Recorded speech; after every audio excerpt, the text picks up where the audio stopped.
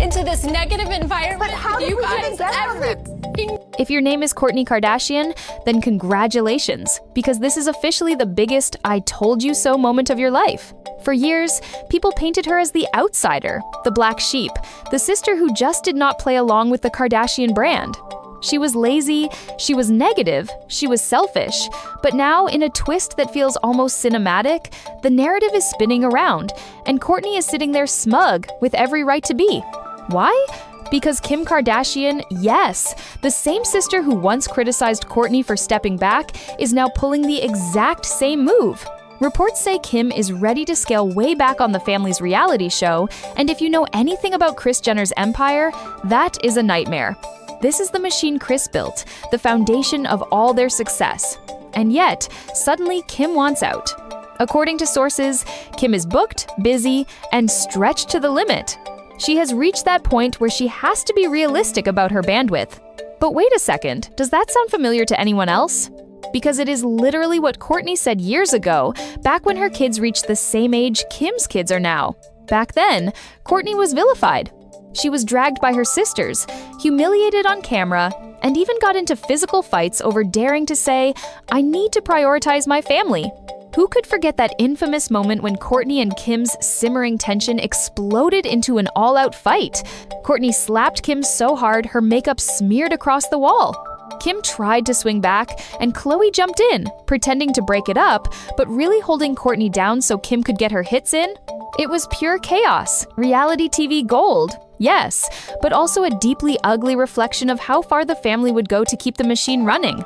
At the time, Kourtney's decision to step back was treated like betrayal. She was branded the least interesting to look at, the one who brought nothing to the table, the sister dragging the brand down. They called her lazy, when really she was just tired of selling her personal life for ratings. Now fast forward to today, and Kim is making the same choice. Except this time, instead of being trashed, she is being praised. Suddenly, Kim is noble. She is wise. She is protecting her kids. The hypocrisy is loud, and you can practically hear Kourtney smirking from across Calabasas. And let us not forget what happened after Kourtney pulled away. She met Travis Barker, fell head over heels in love, and built a life that had nothing to do with the Kardashian brand. Travis told her, "Baby, you never have to work again if you don't want to." Between her fortune and his, Kourtney gained total independence. They married in Italy in one of the most lavish ceremonies we have ever seen, and yet, even then, her sisters rolled their eyes. They were not celebrating her happiness. They were annoyed that she did not need the Kardashian empire anymore. Now here comes Kim, finally walking the same path, and suddenly everyone's applauding. Better late than never, right? But let us be clear, Kourtney was here first. So let us break down why Kim is really stepping back now. On the surface, she is saying all the right things.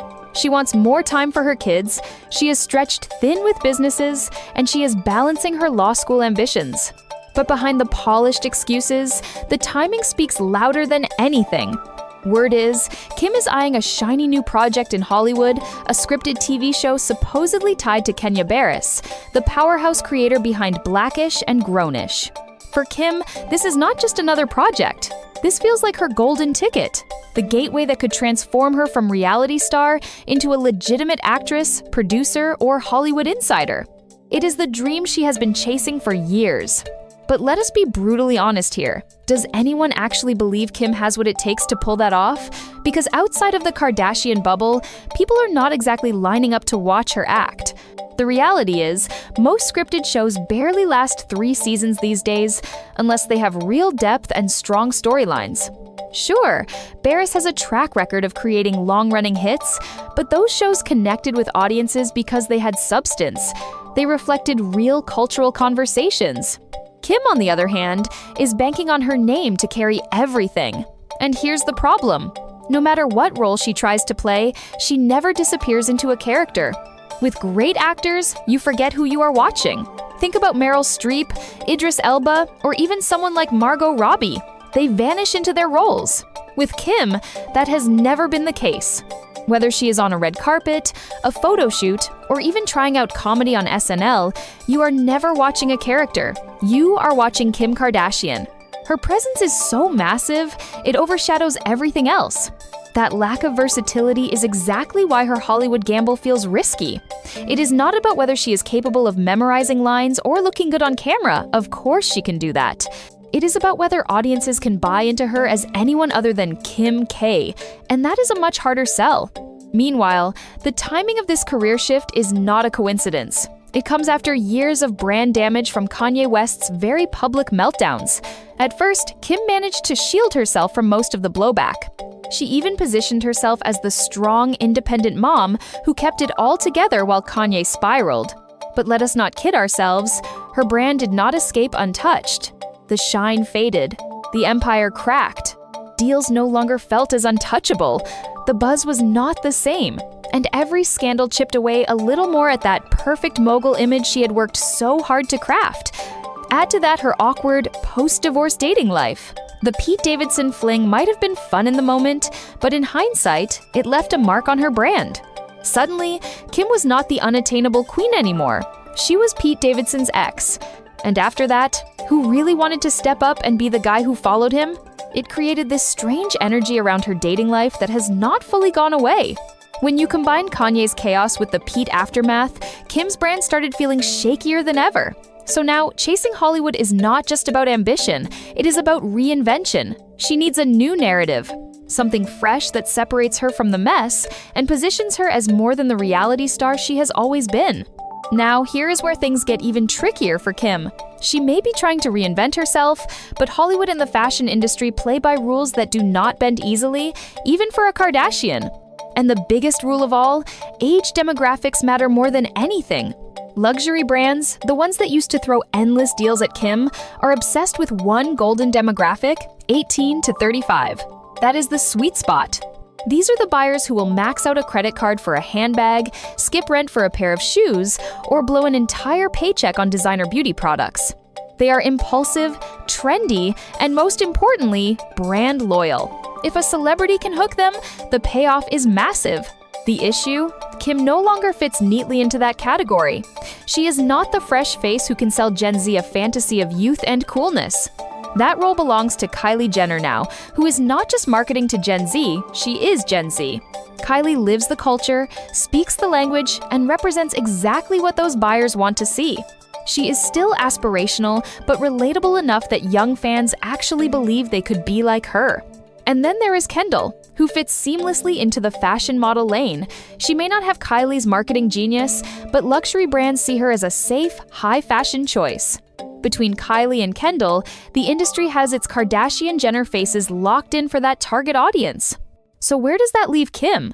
In a tough spot. She is still gorgeous, still influential, but she does not represent what that 18 to 35 crowd is chasing anymore. She is aging out of the demographic that fashion houses obsess over. And while icons like Angelina Jolie or Beyoncé can transcend age with timeless star power, Kim does not inspire that same energy. Fans do not look at her and say, "That is the woman I want to be when I get older." Instead, they see someone clinging to relevance, not someone who has effortlessly evolved into the next stage of stardom. That shift matters. Because without that core demographic, Kim's endorsements and luxury campaigns do not hit the same way anymore. Brands would rather funnel their money into Kylie, Kendall, or even newer stars who naturally connect with younger fans. And this is exactly why her move into scripted TV feels so desperate. She is trying to carve out a lane that will secure her legacy beyond reality TV and beyond fashion. But in doing so, she is stepping into a world that may not welcome her with open arms. Meanwhile, let us not forget what this means for Kris Jenner. The Kardashian empire was built on exposure, on constant visibility.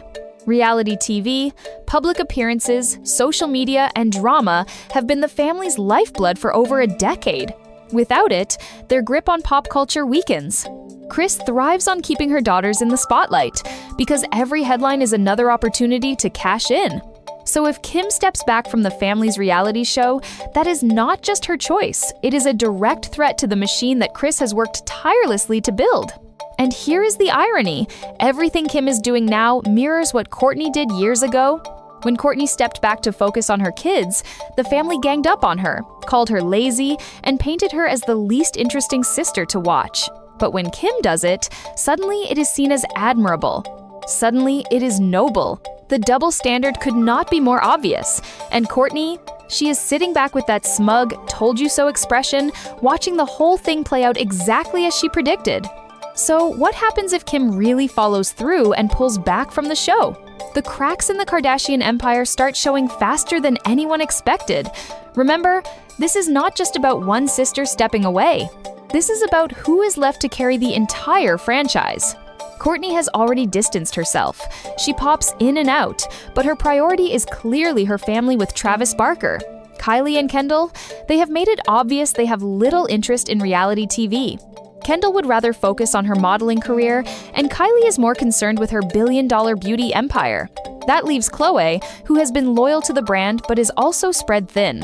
Reports say she and Kris are already developing a separate spin-off, something about their Calabasas crew, almost like a Real Housewives of their inner circle. If that takes off, who is left to keep the original Kardashian show afloat? That is Kris Jenner's nightmare scenario. She built the empire on the idea that the family would always show up, always share, always keep the cameras rolling no matter what. If Kim, the most famous of them all, starts stepping back, then the whole empire risks losing its sparkle. The Kardashians are not fading overnight, but the shift is happening, and people are noticing. Now, Kim insists she is not quitting the show completely. She says she just needs to scale back, balance her time better, and focus on the things that really matter. But let us be real here. That sounds a lot like testing the waters. If her Hollywood project hits big, do you really think she will keep coming back to reality TV? Or will she quietly drift away, leaving Kris and the rest of the family scrambling to figure out how to keep the brand alive? And here is where the hypocrisy stings the most. When Kourtney said almost the exact same thing, she was mocked, belittled, and even attacked by her sisters. Literally attacked. We all remember the infamous fight where Kim's makeup ended up smeared across the walls. Kourtney was labeled lazy, selfish, and the least interesting Kardashian. But when Kim does it, she gets praise. She gets sympathy. She gets respect. The favoritism is crystal clear, and Kourtney has every right to feel smug watching her sisters finally experience what she went through. So, is this the beginning of the end for the Kardashian machine? Maybe not yet. But the writing is on the wall. Reality TV is not hitting like it used to. Audiences are tired, and the family's influence does not feel as untouchable anymore.